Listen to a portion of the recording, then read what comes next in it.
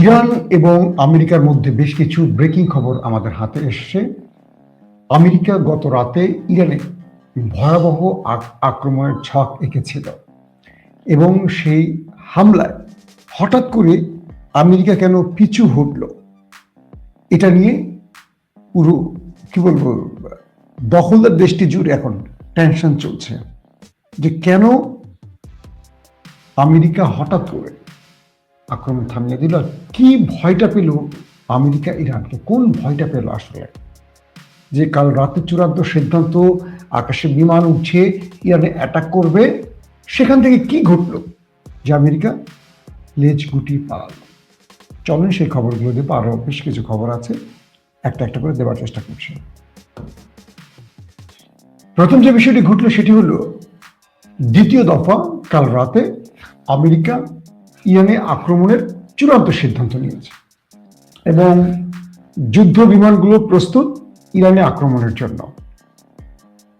এবং দখলদার দেশটির জেনে গেছে যে ইরানে এই আক্রমণ করতে যাচ্ছে আমেরিকা, তাই ইরানে আক্রমণ হলে ইরানের প্রক্সি বাহিনী যাতে কোনো প্রকার নতুন টেনশন সৃষ্টি করতে না পারে, তাই ঠিক সেই সময়টিতে দখলদার দেশটি মানে ইসরায়েল হিজবুল্লাহর উপর ব্যাপক অ্যাটাক চালিয়েছে কালকে এবং তাদের যে মিসাইল কমান্ড আছে, ইসরায়েলের যে মিসাইল কমান্ড, পুরো কমান্ডকে মোটামুটি ধ্বংস করে ফেলেছে দখলদার দেশটি। মানে ইরানে আক্রমণের ফলে তার প্রক্সি বাহিনী ইয়েমেন বা হিজবুল্লাহ বা ইসলামিক রেজিস্ট্যান্স তারা যে মুভ করবে এটা তারা জানে। তো তারা কি করলো, সঙ্গে সঙ্গে আগেই যেহেতু আমেরিকা আক্রমণ করতে যাচ্ছে একটু পরেই, অগ্রিম তথ্যের আলোকে দখলদাররা হিজবুল্লাহর মিসাইল কমান্ডের উপর অ্যাটাক চালে বহু কমান্ডিং পজিশনকে শেষ করে ফেলেছে, ধ্বংস করে দিয়েছে। কিন্তু কিছুক্ষণ পরে জানা গেল যে আমেরিকা ইরানে আক্রমণ না করে সিদ্ধান্ত থেকে সরে এসছে। কারণটা কি?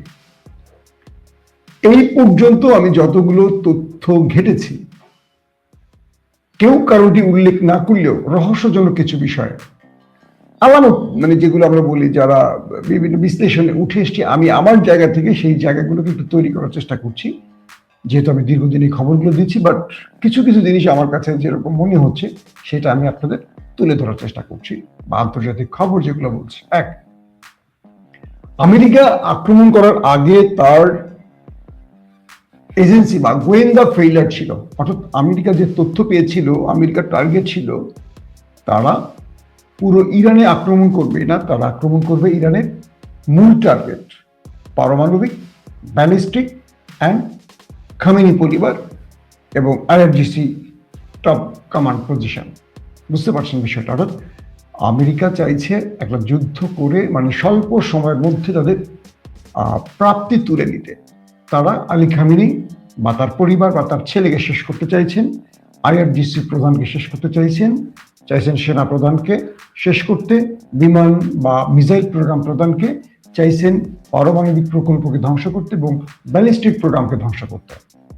তো এটা করতে আমেরিকা তার 200-র অধিক যুদ্ধ বিমানকে ইরানের আশপাশে জড়ো করেছে। চারদিকে যুদ্ধ বিমান এবং এয়ারক্রাফট ক্যারিয়ার নিয়ে বসে আছে।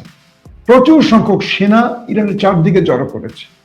ইরান পাল্টা প্রতিরোধ হিসেবে তাদের সেনাকে ইরাকে সর্বোচ্চ পাহারায় রেখেছে। অর্থাৎ ইরানের সেনারা এই মুহূর্তে ইরাক সীমান্তে বর্ডারে চলে গেছে, সেখানে তারা হাজির আছে। যে কোনোভাবে এখান থেকে আমেরিকা আক্রমণ করতে পারে সম্ভাব্য জায়গাটি তারা ধারণা করে এখানে তারা শক্ত ভূমিকা পালন করছে কে? ইরান। মজার বিষয়টি হলো, তো আমেরিকা যখন চূড়ান্ত সিদ্ধান্ত নিয়ে আক্রমণে যাচ্ছে, পেন্টাগন জেনে গেছে, তেল আবিব জেনে গেছে, সেইভাবে সব রেডি, হঠাৎ করে আমেরিকা সিদ্ধান্ত পরিবর্তন করে ফেললো, তারা আর আক্রমণ করলো না।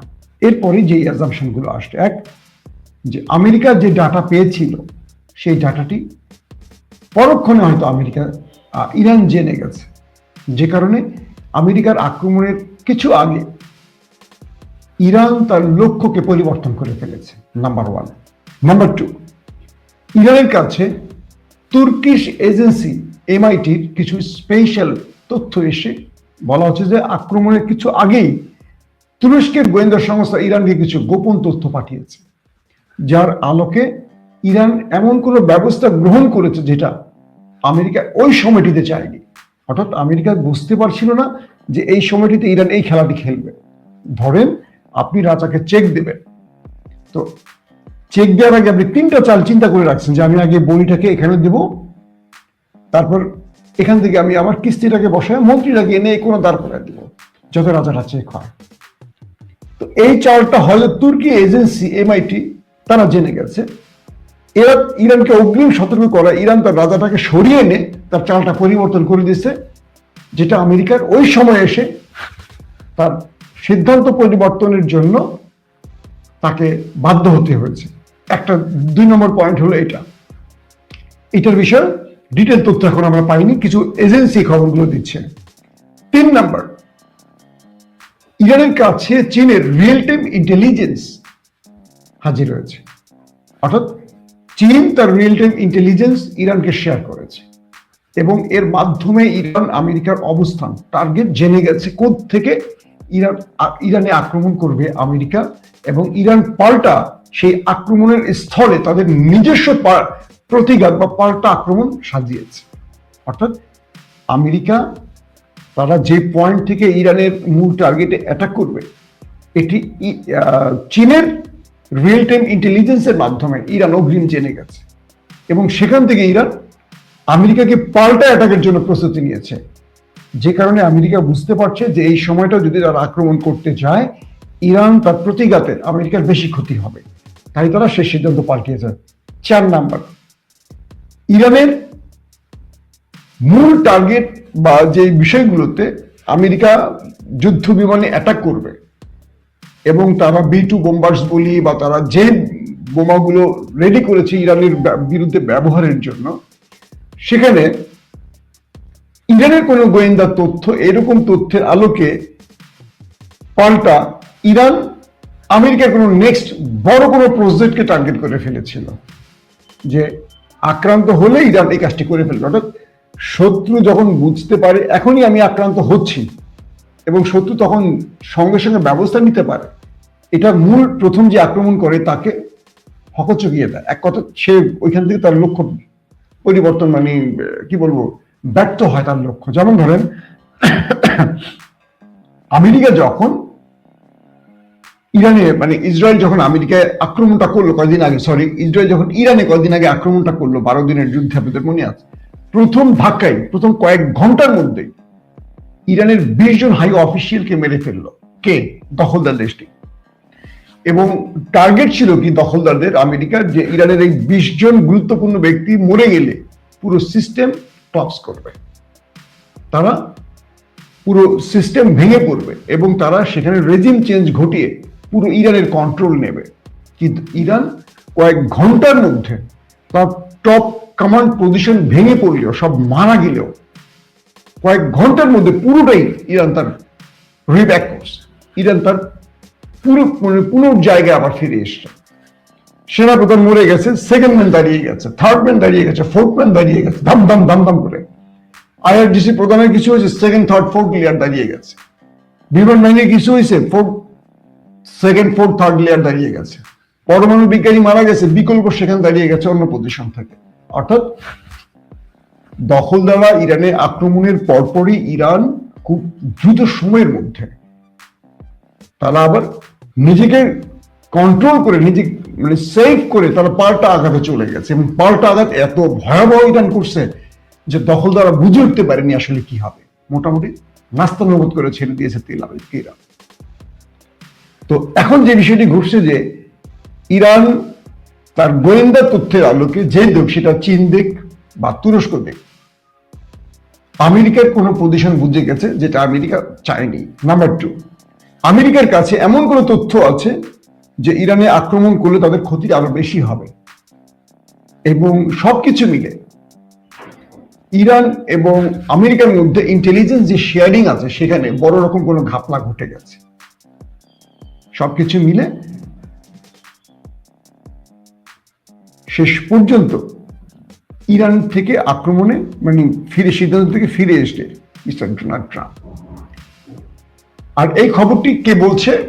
দখলদার গণমাধ্যম। তারা বলছে যে মিস্টার ট্রাম্প ইসরায়েলের দাবিকে আবারও অবমূল্যায়ন করেছেন। মানে কি সুন্দর দাবি! ইসরায়েলের দাবিতে ট্রাম্প যুদ্ধ করতে যাচ্ছে। আমেরিকার কংগ্রেস, সেনেট, আমেরিকার গুরুত্বপূর্ণ ডিপ স্টেট, আমেরিকার এনিথিং রং? শব্দ হলো কিসের? উপরে শব্দ কিসের? ওকে। এখন আমেরিকার যে বিষয়গুলো তৈরি হয়েছে, যে আমেরিকার মূল থিঙ্ক ট্যাঙ্ক, সেনাবাহিনী, গোয়েন্দা বাহিনী, কংগ্রেস, সেনেট, তারা বলছে আমেরিকাকে তুমি এই যুদ্ধটা করো না। এখানে তোমার লাভের পার্সেন্টেজ 10 থেকে 12%, বাকিটা তোমার লসের দিকে যেতে পারে। এই মুহূর্তে তুমি ইরানের সাথে লড়াই করলে তুমি আমেরিকাকে ধ্বংস করবে, তুমি পুরো পৃথিবীতে একটা অস্থিরতা তৈরি করতে পারবে, কিন্তু তুমি লাভ পাবে না। কিন্তু ইহুদি যে লবিটা আমেরিকায় আছে, তারা ডোনাল্ড ট্রাম্পকে যে কোনোভাবে যুদ্ধে নামানোর জন্য চেষ্টা করে যাচ্ছে। ব্যাপক লড়াই বা চাপ ডোনাল্ড ট্রাম্পের উপর। ধন্যবাদ মিরসরাই থেকে দেখছেন, চট্টগ্রাম মিরসরাই। আবার চট্টগ্রাম, আহা চট্টগ্রাম, এত সুন্দর চট্টগ্রাম। আমি গত কয়েক মাসে মানে কয়েক দফা গেছি, বুঝছেন। আমি চট্টগ্রামের কথা বললে এত পাহাড়, লেক, মানে কি এক অদ্ভুত সাগর। আল্লাহ এত সুন্দর করে বানাইছে। বাংলাদেশের সবচেয়ে বেশি সুন্দর জায়গা বলতো চট্টগ্রাম। চট্টগ্রামের মানুষগুলো বেশ সুন্দর। তো এখন যেটা হয়েছে, এই মুহূর্তে যে বিষয়টি ঘটছে, যে আমেরিকা যখন আক্রমণ না করে তার সিদ্ধান্ত পরিবর্তন করছে, তখন ইসরায়েল খেপে গেছে। খেপে করে গিয়ে আমেরিকাকে এখন দোষারোপ শুরু করছে যে তুমি তোমার সিদ্ধান্ত থেকে সরে আসছো কেন। একটা জিনিস মনে রাখতে হবে, ইরানের বন্ধু খুব কম আছে, আমেরিকা তো পুরো পৃথিবীর বন্ধু। বুঝতে পারছেন না? ইরান হলো বাংলাদেশের জামাত ইসলাম, আর বিএনপি বা আওয়ামী লীগ হলো আমেরিকার মতো, সবাই তাদের বন্ধু। আমি এক ব্যক্তিকে মানে একবার প্রশ্ন করছিলাম যে ভাই আপনারা তো একটু ইসলামী শক্তির ক্ষমতা আনেন না কেন? বলছে ভাই বাংলাদেশের যত পুলিশ আছে, আমলা আছে, বাংলাদেশের সরকারে যত লোক আছে, এরা জামাতকে আনতে চায় না। কেন? কেন ভাই? জামাত ক্ষমতা আসলে কি চাঁদাবাজি করতে দিবে, ঘুষ দুর্নীতি করতে দিবে? এই সরকারি আমলারা চলে কিসের উপর ভাই? সব সিস্টেম বা সব ডিপ স্টেট বা সব প্রশাসন চায় এমন কেউ সরকারে আসুক যার মাধ্যমে আমি আঙুল ফুলে কলা গাছ হব, আমি পকেট ভরে ঘুষ লুটপাটে টাকা নিয়ে বাসা জমা করতে পারবো। তো যারা রাষ্ট্রের কারাপশন বন্ধ করে দিবে, তাদেরকে রাষ্ট্রের এই ব্যক্তিরা চাইবে ক্ষমতায় আসুক। ইরানের অবস্থাটা হচ্ছে এরকম, মানে এটা একটা জামাতের উদাহরণ দিলাম, ওর জামাতের পক্ষে চলে গেছে না কথাটা ভাই। যাক, সত্যটা সত্য বলার লজ্জার মুখে আর কি, মিস্টেক হয়ে গেল, মাফ করে দিয়ে নাকি। তো বিষয়টা হলো যে ইরান আক্রমণ করছে না। ইরানে এখন আমেরিকার মূল টার্গেটটা হলো তারা আক্রমণ করবে, আক্রমণ করে প্রথম সারি ধরেন আলী খামেনি বা তার ছেলেকে মেরে ফেলবে, আইআরজিসি প্রধানকে মারবে, সেনাবাহিনীর গুরুত্বপূর্ণ কয়েকজনকে মারবে। আমেরিকা মেরেই বলবে যে আমাদের টার্গেট ফুলফিল, আমরা যুদ্ধ করব না, মিস্টার অমুক এখন ক্ষমতায় বসবে, মিস্টার আমার নাম বলে দিল মাসুম মাহবুব এখন ইরানের ক্ষমতা থাকবে, সে জনগণের ইচ্ছা অনুযায়ী রাষ্ট্র চালাবে। বাস, আমাকে বসাই দিল ক্ষমতায়, আমি রাষ্ট্রীয় ক্ষমতায় বসে গেলাম, ইরান শান্ত হয়ে গেল। এটা হলো আমেরিকার টার্গেট। এই জন্য ইরান কি করছে, আলী খামেনি তিনি একটি বাংকারে আশ্রয় নিয়েছেন, তার পরিবারের প্রত্যেকটা সদস্য ভিন্ন ভিন্ন জায়গায়, সেনাবাহিনী প্রধান এক জায়গায়, আইআরজিসি প্রধান এক জায়গায়, নেভাল চিফ এক জায়গায়, এয়ারফোর্সের চিফ এক জায়গায়, তারপরে কি বলে পারমাণবিক প্রোগ্রাম প্রধান এক জায়গায়, ব্যালিস্টিক প্রোগ্রাম এক জায়গায়, ক্রুজ প্রোগ্রাম এক জায়গায়। অর্থাৎ পুরো ইরানের গুরুত্বপূর্ণ ব্যক্তিরা কেউ আর এক জায়গায় নেই। গতবার ইসরায়েল ইরানের লড়াইতে তারা কাছাকাছি টাইমে মারা গেছে সবগুলো। এবার ইরান কি করছে, প্রত্যেককে দ্রুত সরিয়ে ফেলেছে কি ভিন্ন ভিন্ন জায়গায় রাখছে ইরান তাদেরকে, যাতে করে আক্রমণ করলে একজন ব্যক্তি মারা গেল পুরো ইরানের বড় ক্ষতি না হয়। পুরো ইরান জুড়ে তাদেরকে সরিয়ে রেখেছে এবং প্রত্যেকের জন্য আলাদা আলাদা ঠিকানা তৈরি করেছে। এবং অপারেশন টিম ইরান আবার আলাদাভাবে রেডি করছে যে ইরান আক্রান্ত হলে তারা কোন পজিশনে, যেমন ইরাক থেকে আক্রমণের আতঙ্কটা বেশি, তাই ইরাক সীমান্তে ইরান তার প্রচুর সেনা মোতায়েন করেছে। এবং প্রতি মুহূর্তে ইরান, চীন থেকে আর তুরস্ক থেকে রিয়েল টাইম ইন্টেলিজেন্স তাদের শেয়ারিং হচ্ছে, আপডেট তথ্য পেয়ে যাচ্ছে। এবং ইরান আমেরিকাকে আঘাতপ্রাপ্ত হলে কোনো চীনের প্রোগ্রাম দিয়ে পাল্টা অ্যাটাক করতে পারে, এটা হলো আমেরিকার আরেকটা ভয়। চীন তার নতুন কোনো প্রোগ্রাম দিচ্ছে ইরানকে, ধারণা করা হচ্ছে, এগুলো কিন্তু আমি বলছি না, এগুলো বিভিন্ন গণমাধ্যম থেকে আসছে। তো হয়তোবা ইরান চীনের কোনো নিউ প্রোগ্রাম আমেরিকার বিরুদ্ধে ব্যবহার করতে পারে, এটাও আমেরিকার একটা টেনশন, কারণ চীন সামরিক ক্ষেত্রে অনেক দূর চলে গেছে, এটা অনেকে বোঝেও না। ইরান করে কি যুদ্ধ কেন্দ্র করে তার মিত্রদেরকে দিয়ে, যেমন পাকিস্তানকে দিয়ে ভারতের টেস্ট চালাইছে, পাকিস্তান চীনের প্রযুক্তি দিয়ে ধাম করে কয়েক ঘন্টার মধ্যে বিজয় পেয়ে গেছে ভারতের বিরুদ্ধে। মনে করা হচ্ছে যে এবার চীন ইরানকে দিয়ে আমেরিকার বিরুদ্ধে তাদের খেলাটা খেলতে চাচ্ছে। তো সবকিছু মিলে একটা কি বলবো, আমেরিকা বড় চাপের মধ্যে আছে, শেষ পর্যন্ত কি হচ্ছে দেখার অপেক্ষায়। তবে গতকালকের এই যুদ্ধটা থেমে যাওয়ায় আজকে আমরা হয়তো আপনাদেরকে কিছু ভালো খবর দিতে পারলাম। আমরা বিশ্বাস করি এই যুদ্ধটা যেন বন্ধ থাকে, এটা যেন না হয়। কিন্তু সমস্যা হলো এটা যে কোনো সময়, কালকে হয়তো ব্রেকিং খবরটা আমরা দিতে বাধ্য হতাম। তো আমরা আশা করি এই রোজার মাস মুসলমানদের সবচেয়ে বড় কি বলবো পবিত্র মাস, সেই মাসে প্রতিবারই আমরা দেখি যে দখলদার আমেরিকা কোনো না কোনো দেশে আক্রমণ করে এই মাসটা আসলেই। এবার আমরা এখনো বড় কোনো খবর পাইনি, তারপর আমরা কালকে দেখলাম যে তারা হিজবুল্লাহর পুরো মিসাইল কমান্ড পজিশনকে শেষ করে ফেলছে, খুব দুঃখজনক ব্যাপার। এখন আমরা আশা করব যে কোনোভাবেই হোক এই যুদ্ধটা বন্ধ হোক। আমরা যুদ্ধ চাই না, আমরা শান্তির পক্ষে। এবং আমেরিকা তার বোধের জায়গা তৈরি করুক। আমেরিকার পুরো সিস্টেম যুদ্ধের বিরুদ্ধে দাঁড়িয়ে গেছে, কিন্তু আমেরিকার মধ্যে ইহুদি ডিপি স্টেট আমেরিকার ডোনাল্ড ট্রাম্পকে আবার যুদ্ধে নামাতে চাইছে। আমরা দেখি শেষ পর্যন্ত যুদ্ধটা আর সামনে যায় নাকি বন্ধ হয়। মাসুম ভাই, বিএনপির সঙ্গে আপনার সম্পর্ক বর্তমান তলানিতে গেছে নাকি? সম্পর্ক আমার আসলে তলানিতে আর ঊর্ধ্বগতির বলে কোনো বিষয় না। আমি তো আসলে ধান্দাবাজির লোক না। মানুষ সম্পর্ক উন্নয়ন করে ধান্দাবাজির জন্য, তাই তো? না জামাত থেকে ধান্দাবাজি করবো, না